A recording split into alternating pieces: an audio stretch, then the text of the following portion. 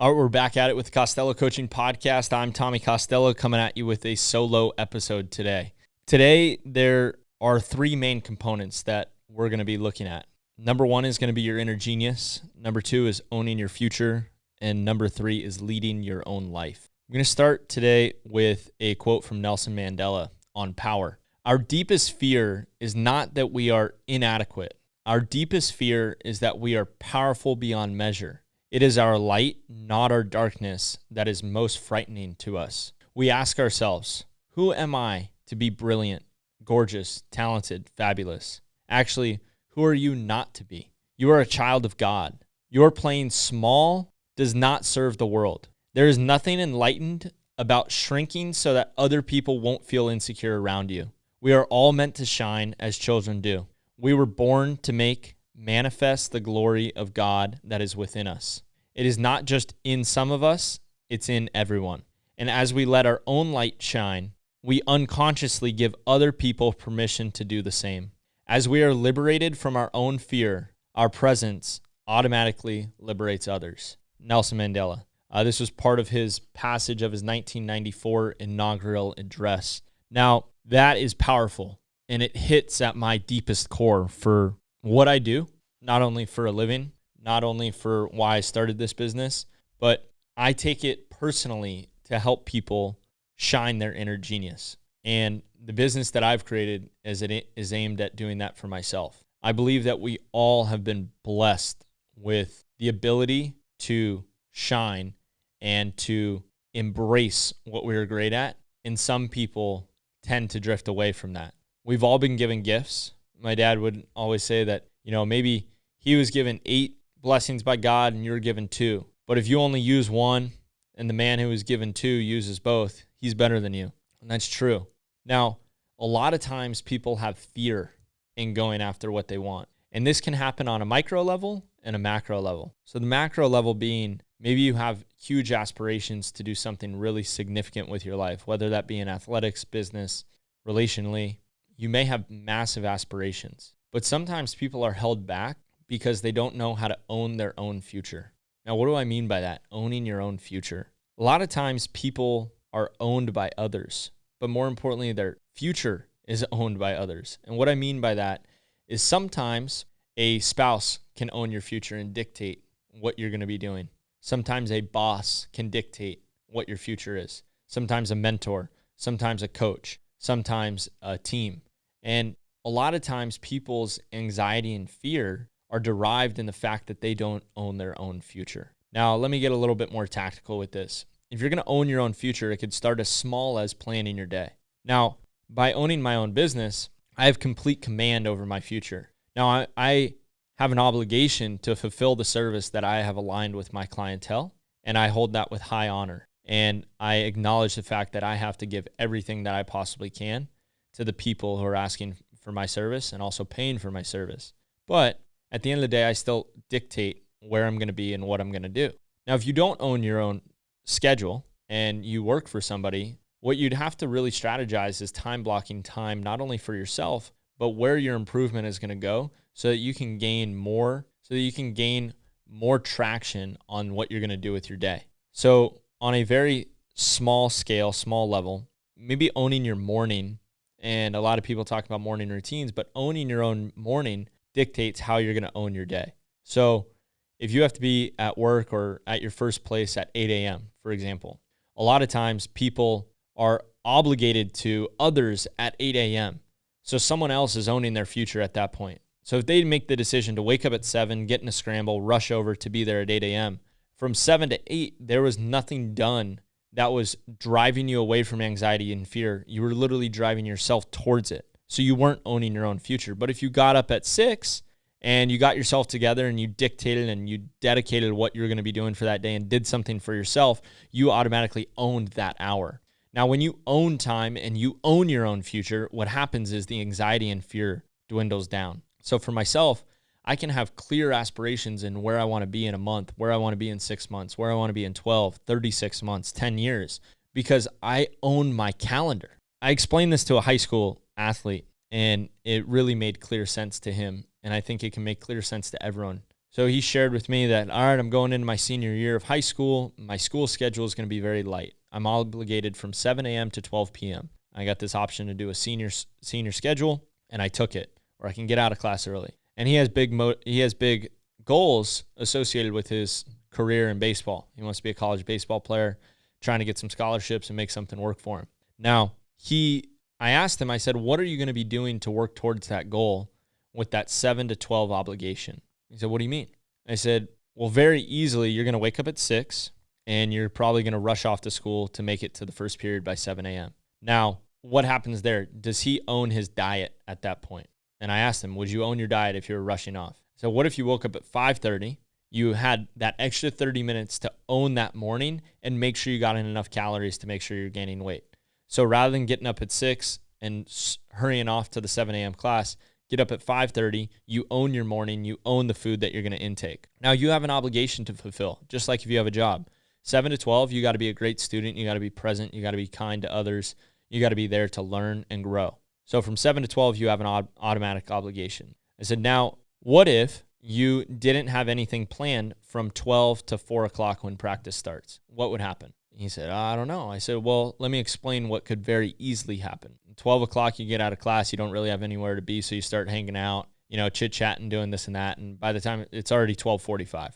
So at 12:45, you look at your boys, and you're like, we should go get some food. And you make a decision to go eat some food wherever your boys are at, wherever they're going. So maybe it's In-N-Out, maybe it's Chick-fil-A, maybe it's something not that nutritious that is structured towards your goals. He goes, yeah, that kind of happens. I said, then you have practice that starts at 4 o'clock, and you guys are chit-chatting at lunch, and all of a sudden it's 2:30. Now it's 2:30, and you want to see that girlfriend that you have, or you want to see that girl that you start talking to, so you drive back and you try to Snapchat her and get in touch with her. Now you end up at practice at 4 o'clock. Now coach owns that time. From 4 to 6 p.m., coach owns that time. So now from 4 to 6, you're at practice doing whatever has to do with practice. Now practice ends at 6. You got to get home for dinner at 6:45 that mom made you.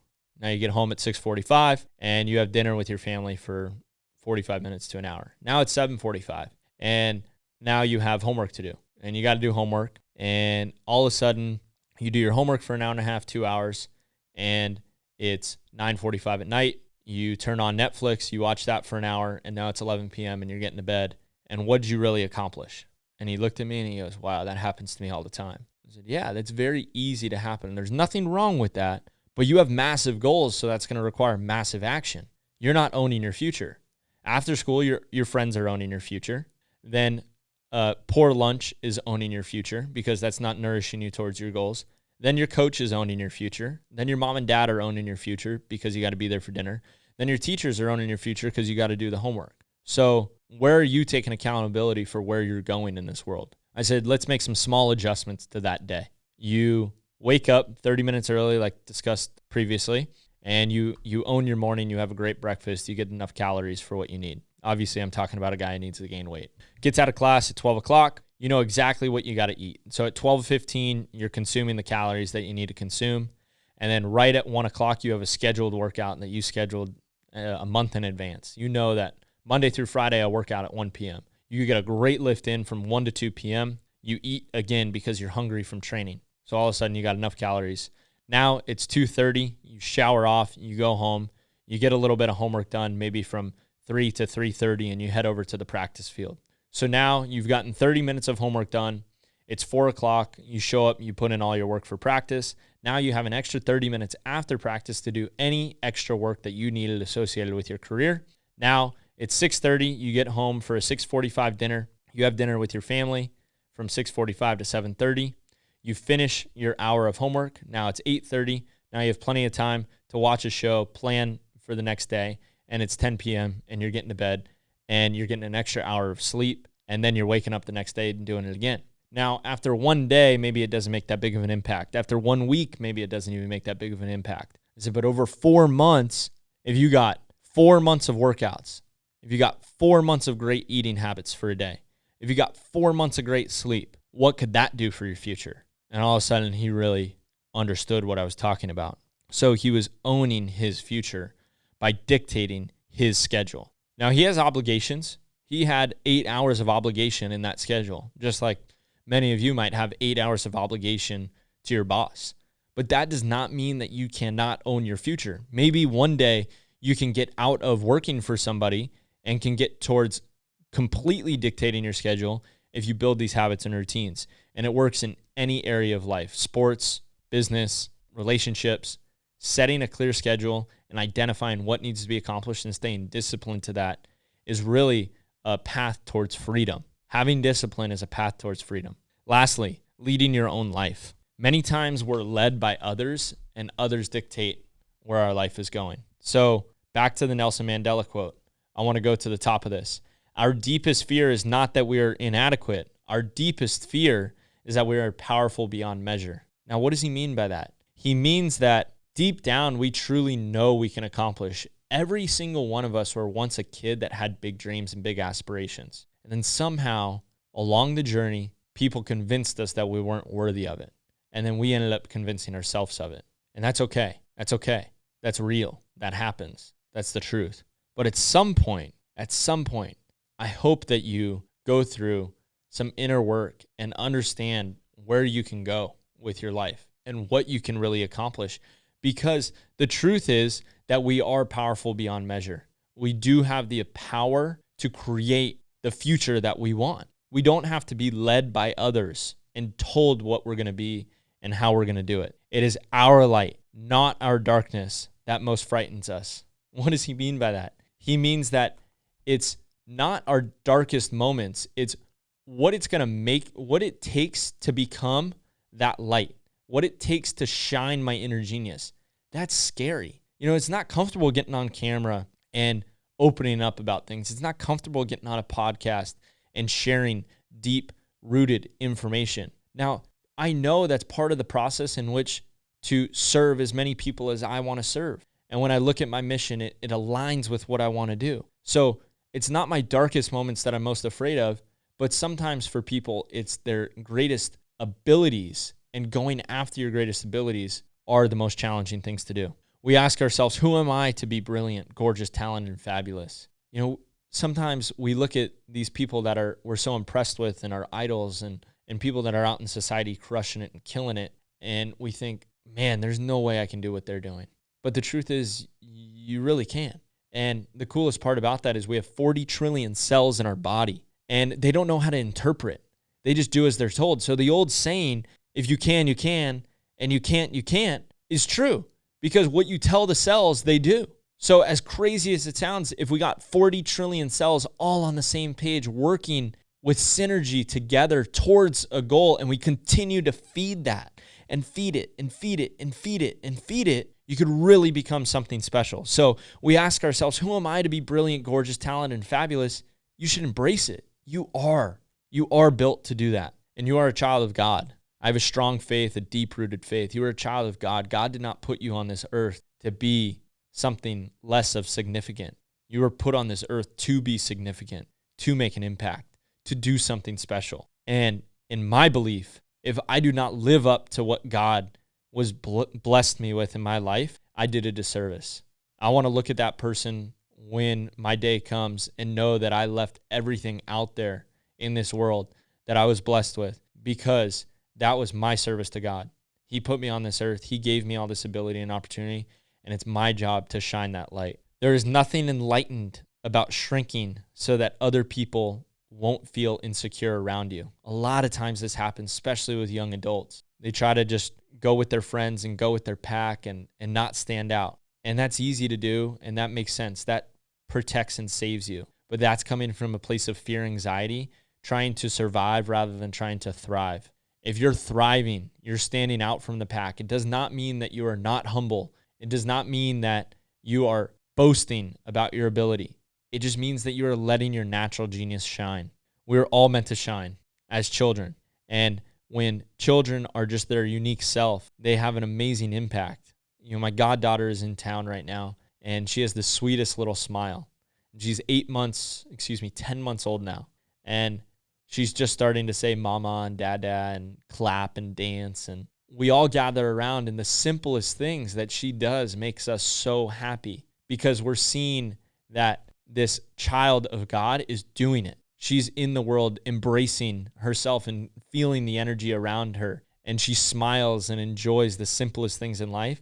And that puts a smile on our face because there's so much purity in that innocent child. So we're all meant to shine. We're born to make manifest the glory of God that is within us. It is not just in some of us, it's in everyone. All people are called to do this. And as we let our light shine, we unconsciously give other people permission to do the same. You know what I've done by putting myself out there and starting my own business and going after it is I've encouraged others to do it too, just by doing it. So whatever you're doing, do it with full tenacity and will and well-being, and you'll inspire others to do it. And as we are liberated from our own fear, our presence automatically liberates others. So you can do that for yourself. You can own your own future. You can lead your own life. And then what ends up happening is you lead others. And the biggest mantra with Costello Coaching is building leaders. So by listening to this podcast, I hope you find some inspiration from this. Dive deep into the Nelson Mandela on power, the 1994 inaugural address, because it is powerful and you should be empowered by this. And I hope you're motivated and inspired by this talk, because my goal is to build leaders. And that's what I want to do with this. I want to build leaders. I want to build better people for this world so that more people can shine their light. Thank you.